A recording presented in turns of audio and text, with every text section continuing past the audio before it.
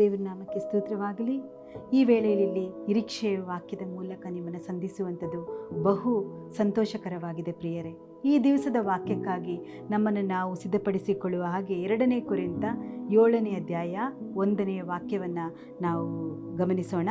ಪ್ರಿಯರೇ, ಈ ವಾಗ್ದಾನಗಳು ನಮಗಿರುವುದರಿಂದ ನಾವು ಶರೀರಾತ್ಮಗಳ ಕಲ್ಮಶವನ್ನು ತೊಲಗಿಸಿ ನಮ್ಮನ್ನು ಶುಚಿ ಮಾಡಿಕೊಂಡು ದೇವರ ಭಯದಿಂದ ಕೂಡಿದವರಾಗಿ ಪವಿತ್ರತ್ವವನ್ನು ಸಿದ್ಧಿಗೆ ತರುವುದಕ್ಕೆ ಪ್ರಯತ್ನಿಸೋಣ ಎಂಬುದಾಗಿ. ದೇವರ ನಾಮಕ್ಕೆ ಸ್ತೋತ್ರವಾಗಲಿ. ಈ ವಾಗ್ದಾನಗಳು ನೋಡಿ, ದೇವರು ಈ ಲೋಕದಲ್ಲಿರುವಂಥ ಎಲ್ಲ ಜಾಗದಲ್ಲಿ ಕಲ್ಮಶ ಇದೆ. ಈ ಲೋಕದಲ್ಲಿ ಇರಬೇಕಾದ್ರೆ ನಾವು ದೇವರ ವಾಗ್ದಾನವನ್ನು ಪಡೆಯುವುದಕ್ಕಾಗಿ ಈ ಕಲ್ಮಶಗಳ ಮಧ್ಯದಲ್ಲಿ ನಾವು ದೇವರಿಗೋಸ್ಕರ, ಯೇಸುಸ್ವಾಮಿಗೋಸ್ಕರ ಪ್ರಕಾಶಿಸುವಂಥದ್ದು ಬಹು ಮುಖ್ಯವಾಗಿದೆ. ಲೋಕದಲ್ಲಿರುವಂತಕ್ಕಂಥ ಯಾವ ಮಲಿನಗಳು ನಮ್ಮನ್ನು ಅಂಟಿಕೊಳ್ಳದಾಗೆ ಸ್ವಾಮಿಗೋಸ್ಕರ ಜೀವಿಸುವಂಥದ್ದು ಬಹು ಮುಖ್ಯವಾಗಿದೆ. ಈ ವಾಕ್ಯಗಳಲ್ಲಿ ನಾವು ನೋಡಬೇಕಾದ್ರೆ, ಪ್ರಿಯರೇ, ಈ ವಾಗ್ದಾನಗಳು ನಮಗಿರುವುದರಿಂದ, ಯಾವ ವಾಗ್ದಾನ ನಾವು ಸತ್ಯದಲ್ಲಿ ನೋಡಬೇಕಾದ್ರೆ ಎಲ್ಲವೂ ವಾಗ್ದಾನಗಳಾಗಿದೆ. ವಾಗ್ದಾನಕ್ಕೆ ಒಂದು ಷರತ್ತುಗಳು ಇದೆ. ಸುಮ್ಮನೆ ನಮಗೆ ವಾಗ್ದಾನ ಸಿಗಬೇಕು ಎಂಬುದಾಗಿ ನಾವು ಆಶಿಸದೆ ದೇವರು ಕೊಟ್ಟಂಥ ಷರತ್ತುಗಳನ್ನು ನಾವು ಪಾಲಿಸಬೇಕಾದ್ರೆ ದೇವರು ತಾನೇ ತಮ್ಮ ಆಶೀರ್ವಾದಗಳನ್ನು, ತಮ್ಮ ವಾಗ್ದಾನಗಳನ್ನು ನಮ್ಮ ಜೀವಿತದಲ್ಲಿ ಸುರಿಯ ಮಾಡುವಂಥ ದೇವರು ಆತನಾಗಿದ್ದಾನೆ.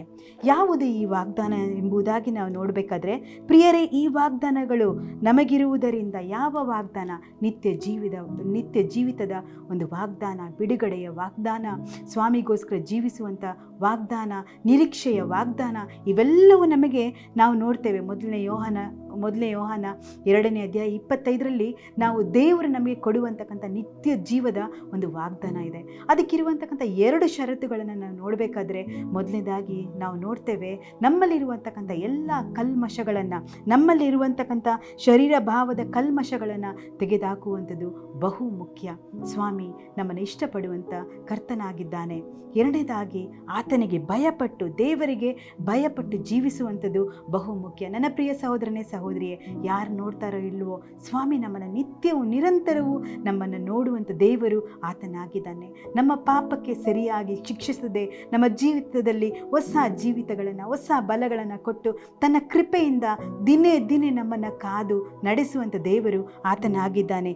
ದೇವರ ಒಂದು ಭಯ ನಮಗಿದ್ರೆ ನಮ್ಮ ಜೀವಿತದ ಎಲ್ಲ ಕಾರ್ಯಗಳು ಕ್ರಮಬದ್ಧವಾಗಿ ನಡೆಯುವಂಥದ್ದಾಗಿದೆ. ಈ ದಿವಸ ನಮ್ಮಲ್ಲಿ ದೇವರಲ್ಲಿ ನಾವು ಕೇಳೋಣ, ದೇವರೇ, ನನಗೆ ಈ 2 ಕಾರ್ಯಗಳನ್ನು ನನಗೆ ದಯಪಾಲಿಸಿಕೊಡು.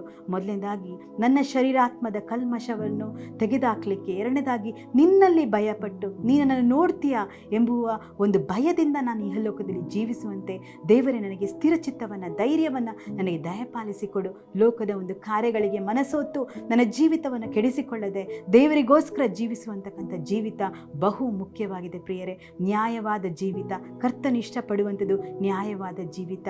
ಈ ಶ್ರಮ ಮರಣ ದಿವಸಗಳಲ್ಲಿ ದೇವರು ತಾನೇ ಈ ಕಾರ್ಯಗಳನ್ನು ನಮಗೆ ದಯಪಾಲಿಸುವಂತೆ ನಾವು ಪ್ರಾರ್ಥನೆ ಮಾಡೋಣ. ಸ್ವಾಮಿ ನಿನಗೆ ಸ್ತೋತ್ರ ದೇವರೇ.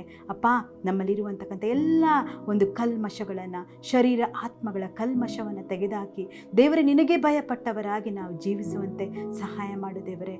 ಅಪ್ಪ, ನಿರಂತರವೂ ನಮ್ಮನ್ನು ನೋಡುವಂಥ ದೇವರು ನೀನಾಗಿದೆಯಲ್ಲ ಕರ್ತನೆ. ನೀನು ಕೊಟ್ಟಿರುವಂತಕ್ಕಂಥ ವಾಗ್ದಾನಗಳನ್ನು ನಾನು ಸ್ವಾಧೀನ ಮಾಡಿಕೊಳ್ಳಬೇಕು.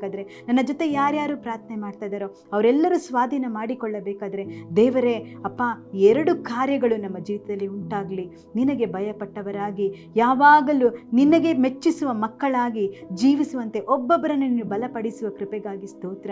ದೇವರಾತ್ಮನು ಎಲ್ಲಿದ್ದಾನೋ ಅಲ್ಲಿ ಬಿಡುಗಡೆ ಉಂಟು ಎಂದು ದೇವರೇ ನಿನ್ನ ವಾಕ್ಯ ಹೇಳಿದಂತೆ, ದೇವರೇ, ಇನ್ನೂ ಅಸಹಾಯಕ ಸ್ಥಿತಿಯಲ್ಲಿರುವಂತಕ್ಕಂಥ ನಿನ್ನ ಮಕ್ಕಳನ್ನು ನೀನು ಎದುರು ನೋಡಬೇಕಾಗಿ ಪ್ರಾರ್ಥಿಸ್ತೇನೆ. ಅವರನ್ನು ಸಂಧಿಸಬೇಕಾಗಿ ಪ್ರಾರ್ಥಿಸ್ತೇನೆ ದೇವರೇ. ಅಸಹಾಯಕ ಸ್ಥಿತಿಯಲ್ಲಿರುವವರನ್ನು ದೇವರೇ ನೀನು ನಿರಂತರವೂ ಸಂಧಿಸು ಸ್ವಾಮಿ. ಅವ್ರಿಗೆ ಬೇಕಾಗಿರುವಂತಕ್ಕಂಥ ಸಹಾಯವನ್ನು ಪರಲೋಕದಿಂದ ದಯಪಾಲಿಸಿಕೊಡು ಸ್ವಾಮಿ. ಈ ದಿವಸ ಯಾರ್ಯಾರು ಕಣ್ಣೀರಿನಿಂದ ದುಃಖದಲ್ಲಿ ಇದ್ದಾರೋ ಸ್ವಾಮಿ, ಅವರ ಕಣ್ಣೀರನ್ನು ಒರೆಸು ಸ್ವಾಮಿ. ಅವರನ್ನು ನೀನು ಸಂಧಿಸಿ ಬಲಪಡಿಸು. ತಾಯಿಯಾಗಿ ತಂದೆಯಾಗಿದ್ದುಕೊಂಡು ಅವರ ಜೀವಂತ ಕಾಲದಲ್ಲಿ ಕರ್ತನೆ, ಅಪ್ಪ, ನೀನೇ ಅವರನ್ನು ಮುನ್ನಡೆಸಿಕೊಂಡು ನೀನು ನಡೆಸಿಕೊಡಬೇಕಾಗಿ ಎಲ್ಲ ಪ್ರಾರ್ಥನೆಗಳು ಯೇಸುವಿನ ಹೆಸರಿನಲ್ಲಿ ಬೇಡಿ ಎಂದಿದ್ದೇವೆ ತಂದೆಯೇ, ಆಮೇನ್.